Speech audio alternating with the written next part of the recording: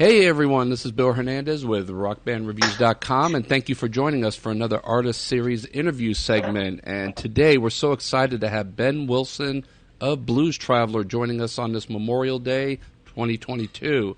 Now, Ben and Blues amen to that, to all our men and service women out there just laying it on the line for us every single day. Absolutely. Now, Ben and Blues Traveler will be performing along with Train and Jewel at the I Think Financial Amphitheater on Friday, June 24th, beginning at 6:30 p.m. Now, tickets can be purchased through most ticket outlets and the I Think Financial Amphitheater box office. Thank you so much for taking time out of your schedule for joining us today. Oh, thank you, man. It's great to be here. I'm super excited about this tour. We've been looking forward to it for quite some time. Now, how does it feel to be in touring mode again? Oh, the most massive relief you can imagine.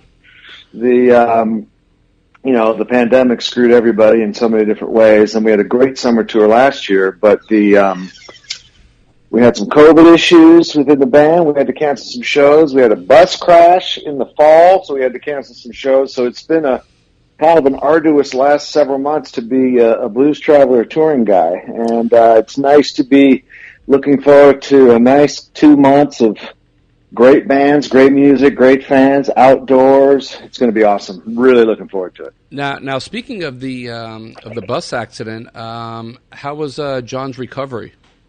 He recovered fairly rapidly. It was going to be too much of a hassle for him. You know, if the tour had been about 2 weeks later in the fall, I think we probably would have been okay.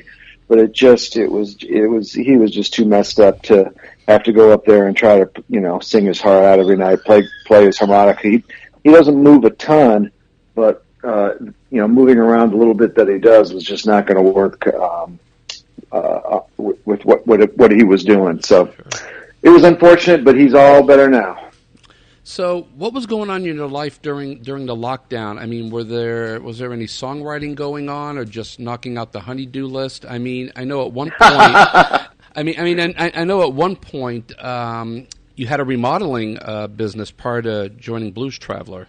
Holy Moses, you've done your research, my man. Oh yeah. I did. I've done a lot of work around my house. I did a few things.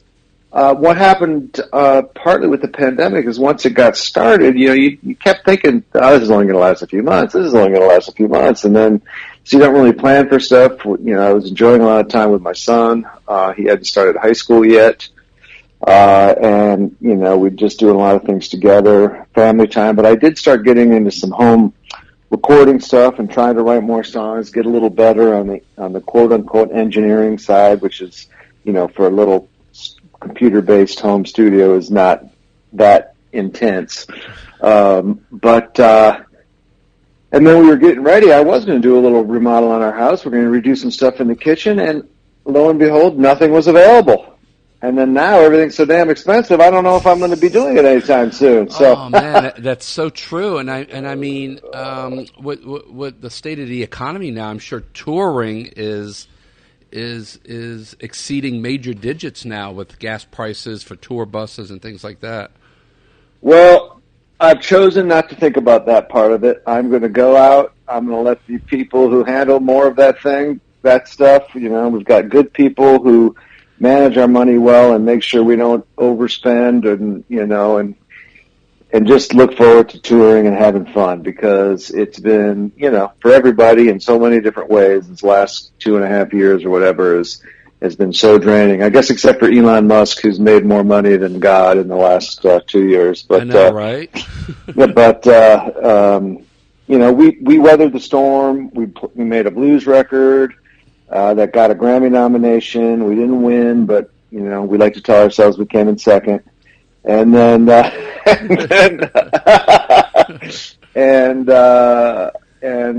a lot of, it's the 35th anniversary of Blues Traveler this year. I mean, there's a lot of things to be happy about and grateful for. And just looking forward to doing what we love to do, man. We started doing this when we were 17 years old, and you don't want to stop. So it's just been this stuttering stop and go business,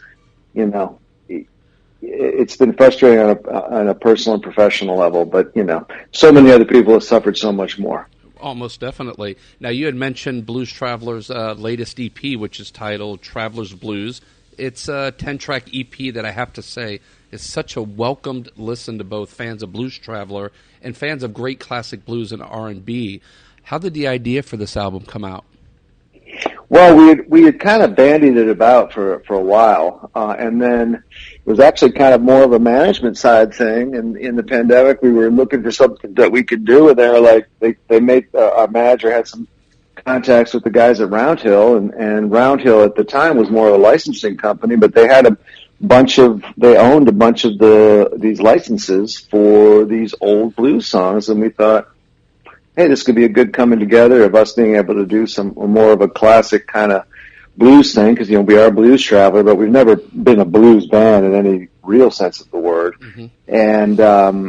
And so it was just, to kind of take these old songs and try to turn them into something that is very Blues Traveler, but also trying to stay as true to the genre as we could. And because it's like blues can get a bad rap in terms of it's a 1-4-5 and that's the chord structure is what I'm saying for those people who don't know.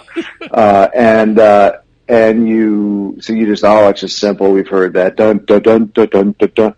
When you dive into it, man, there's so much going on there, different ways to play, different styles, and it was a challenge, and it was apparently somewhat of a success. So, but when both of those things, when it's a challenge, you work through it, you feel proud of it, and then you get some recognition for it. I mean, as an artist, that's about all you can ask for.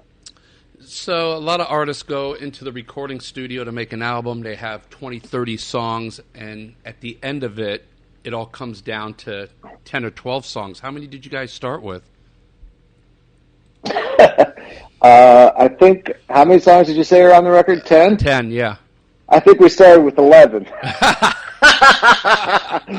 No, we went in and I can't remember. I think we cut 12 when we started. And I mean, it was pretty, it was pretty much, this is what we're going to do. And trying to remember that part of it.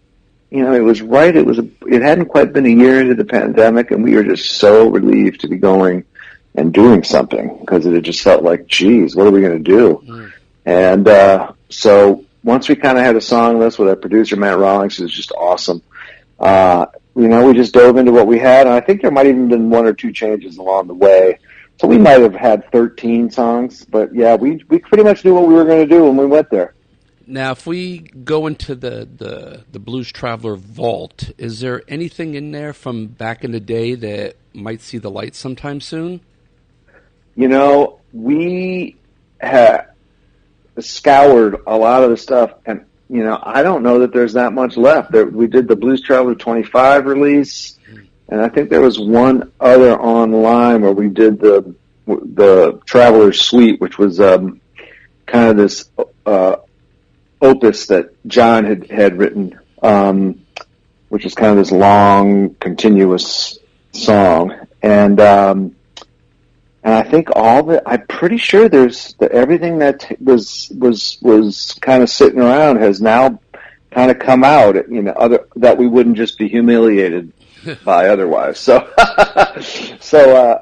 yeah, I think on 25, and I can't remember, there was one other release that we did, and there was definitely an online something, and I think we've pretty much cleaned it out. Now, as I mentioned in the intro, Blues Traveler will be in West Palm Beach in June with Train and Jewel. Have you performed with these artists before? We did a song with Jewel on our album Blow Up the Moon. Mm-hmm. It was written by somebody else, and she came in and we kind of did a duet with her. John did a duet with her, but with us backing him up, and she was awesome. Sweet, kind, funny, talented, and we've only done a few live shows with Train. I don't remember how many years ago, but we did some kind of outdoor something or other. It might have been at a Daytona 500, but maybe it was in Indianapolis. Maybe it was the Indianapolis 500. They, how these big sporting events will have the night before, they'll have like a big party with bands playing. And so that's where I remember meeting them for the first time. So I don't know, serendipity, here we are. It's going to be a great reunion, I think. I agree. Now, it must be such a great feeling to look out into the crowd these days and see much newer generations of fans enjoying your music. Parents from 35 years ago bringing their kids. Yeah, it is awesome. We have kind of gone through a few waves because then there was the parents, and then there were the kids, and then there were the kids' younger brothers or sisters, and it's just been this cool cross-generational thing for Blues Traveler. As we've aged, I think our crowd has definitely aged some, but we do still get these little sprinkles of youth, and that always makes you feel good and vital, and that things are moving on in the way that they're supposed to. Sure. Now, lastly, what is next for you in your personal life and with Blues Traveler? Oh, baby. Well, every day I get up and I ponder the existential meaning of life. No, that's 5 minutes right there. Yeah, exactly right. Yeah. What do I do? I'm looking forward to continuing to get better as a player. I practice, and my son's in high school. I'm spending as much time with him and trying to figure out why 2 years ago I was the coolest guy and now I'm not. And in his eyes, I mean, and work on my music and just be psyched to be in such a wonderful band with a great group of guys. And 35 years, man, it's a lot to be grateful for, and just try to stay in touch with that humility and that gratitude, and things are good. I got a great life. Well, with that, that's a good way to end on this note in this interview. I want to thank you so much, Ben, for taking time out of your schedule. And again, it's Memorial Day 2022, and thank you to all of our servicemen and women out there laying it on the line every day. And Ben Wilson and Blues Traveler will be joining us Friday, June 24th, beginning at 6:30 p.m. at the I Think Financial Amphitheater. Get your tickets now. It's going to be one hell of a great time in the summer heat down here in South Florida. Woo! Not looking forward to that. Get them fire hoses out. Yeah, baby. Well, I think it's going to be a great show. I think it's going to be amazing. And real quick, are you guys with things still kind of in the gray area? Are you doing any meet and greets, anything like that? You know what? We haven't determined. We were out. We left the first few days of May. We played about 4 shows, and then John got COVID, and we had to shut down. So I don't know. I'm not sure what that entails. We often don't talk about a lot of stuff until we actually get together, and day one we'll be like, oh, what are we going to do? I'm sure a lot will have to do with what Train and Jewel want to do. So that's kind of a work in progress at this point. Sure enough. Well, I'm going to get with your management, and if we can get a guitar somehow backstage, would you guys sign it to do a giveaway? Oh, absolutely, 100%. No problem. Awesome sauce, brother. Thank you so much. Safe travels on the road to you and your brothers, and okay, we'll see you in June. All right, man. Take care. Later, brother. Bye. Bye-bye.